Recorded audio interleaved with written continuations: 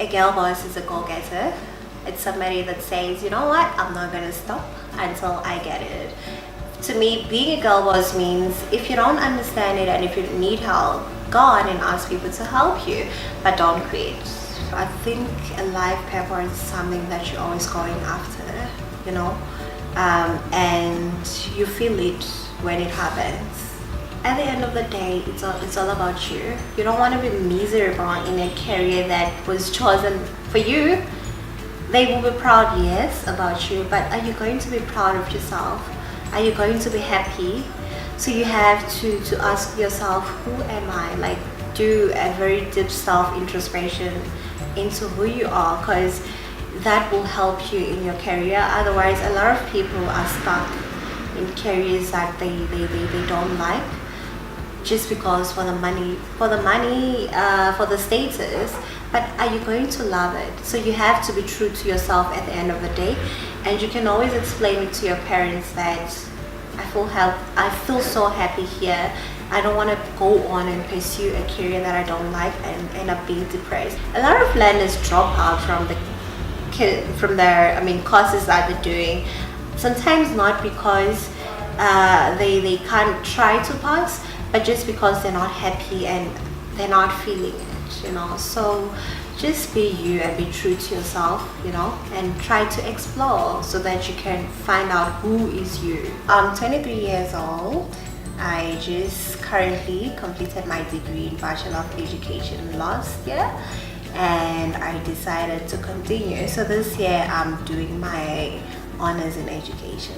My favorite thing would have to be diversity. Like, the university is so diverse compared to where we are coming from. I mean, we come from confined environments and communities and classrooms, but in university it's so diverse, which is very inspiring, because you meet people that will motivate you to go beyond what you think you can do, you know. They can push you to do more, actually, and they can inspire you to even be curious about their cultures and how they do things, what they eat, what they love. You find yourself being curious, you know, I want to find out, because now you get to understand that the world is very diverse. My career allows me to do so much outside just sitting in the class, sitting in the behind the desk from 8 to 5, focusing maybe on the same thing and stuff like that.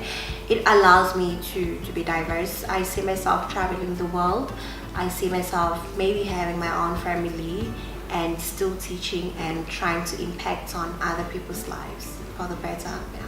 I'm hoping that it's going to teach me a lot, in a sense that as I'm trying to impact on other people's lives, there's a lot that I learn from them, and I'm hoping I'm going to learn as much as I can from other people.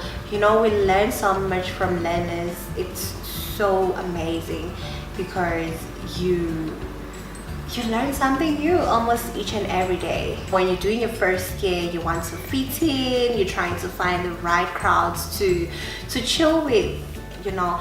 But I realized that just be you, do you. You don't need to keep chilling with people all the time, because you're there for a purpose. If you're not so much of a person that loves chilling with people, it's fine. Go to school, go back to your room, chill, do whatever that you want to do. You don't have to be around people in order to fit in. My career choice is teaching.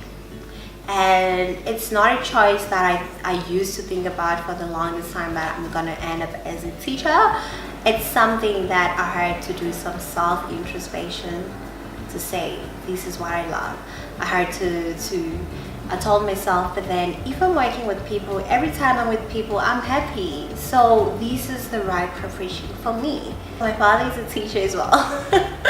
I remember when I learned how to write my name, the first person that taught me how to write my name and how to write basic words like umama, ubaba, and stuff like that, it's my father.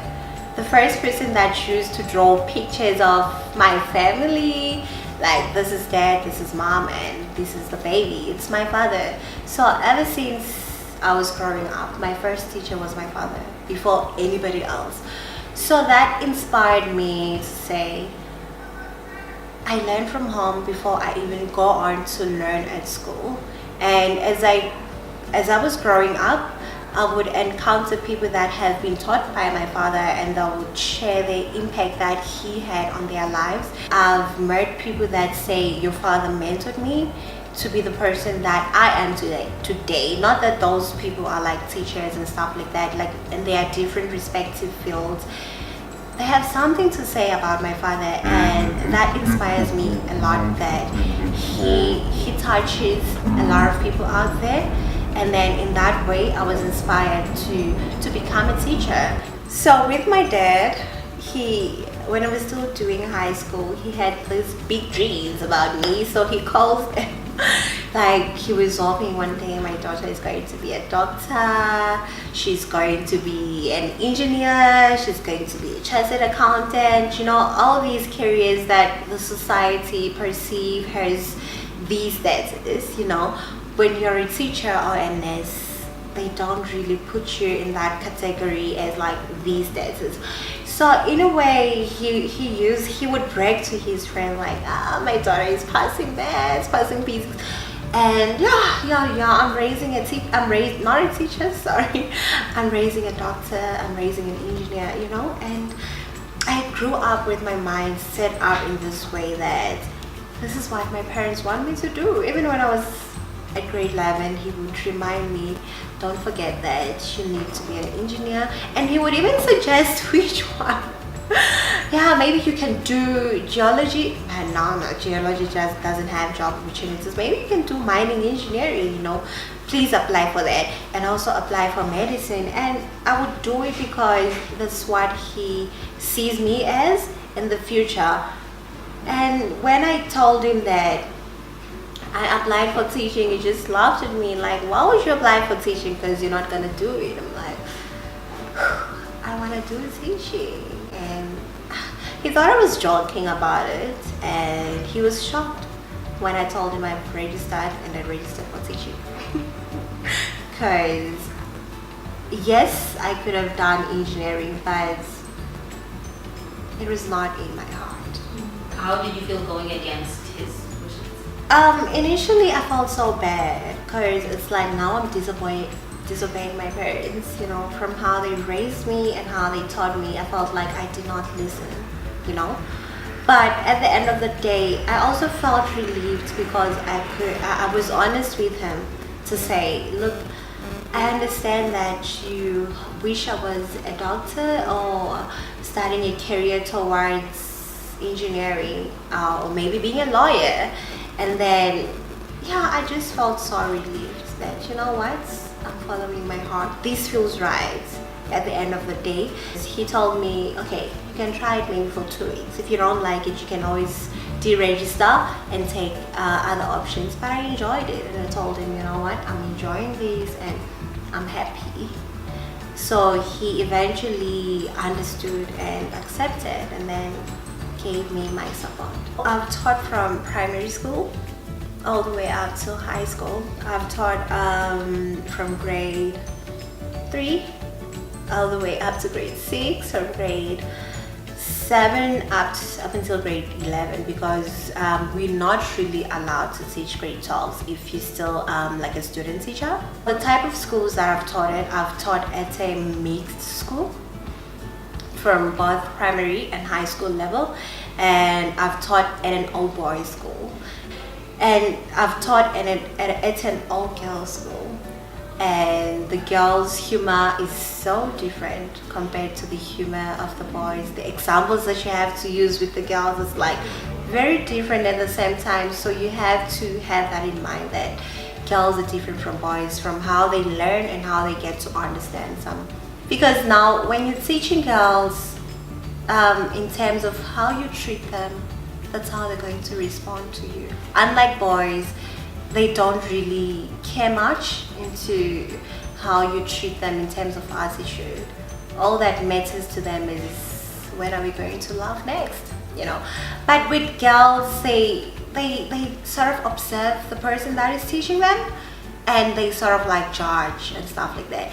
Luckily enough, I did go to a girls' school, and it makes me understand them even better. Now that I've experienced being a learner and being a teacher, I now see it differently, and it makes me even understand better the mood swings that we have as girls. They are there in the classroom. It's not just in the outside world. So as a girl, you would understand them because you are a girl yourself. You've been there. You don't stop learning, you know. And with teaching, a lot of current affairs are involved in teaching. You have to use current affairs in the industry. So as a teacher, you stay informed. And I feel like, to me, that's a benefit because you are moving with the trends, you know, and you're not left behind. You know what's happening around the world, you know what's happening around the country, and you take that and use it in a classroom situation. So you're always up to date.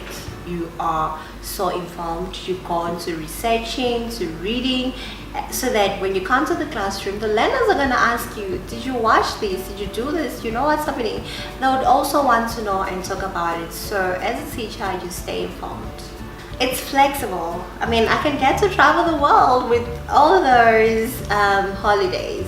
I don't need to take a leave now and again, because you know, some people, not that I'm looking down on anybody, but just to say, some jobs, they require you to be there all the time. You don't even have time to yourself because, you know, as a teacher, I have all those holidays, all those weekends all to myself. And even the longest holidays like June, December, I mean, I can use that to travel the world, to explore, to do a lot.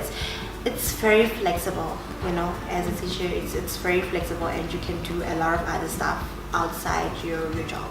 What is it that you think is important to instill in young girls specifically to get them to be girl bosses? To take charge, you know, to take charge of their lives, to take the first step, because a lot of people just keep quiet. I mean, if there's something that you think, I'm good at this, go out there, explore, and be you. Do it. So one thing that I would always be encouraging my learners to do is go for it. If you fail, it's fine to fail. You will pick yourself up, but you would have learned something from that, and you know, you are bossing up because you're not giving up. Yeah.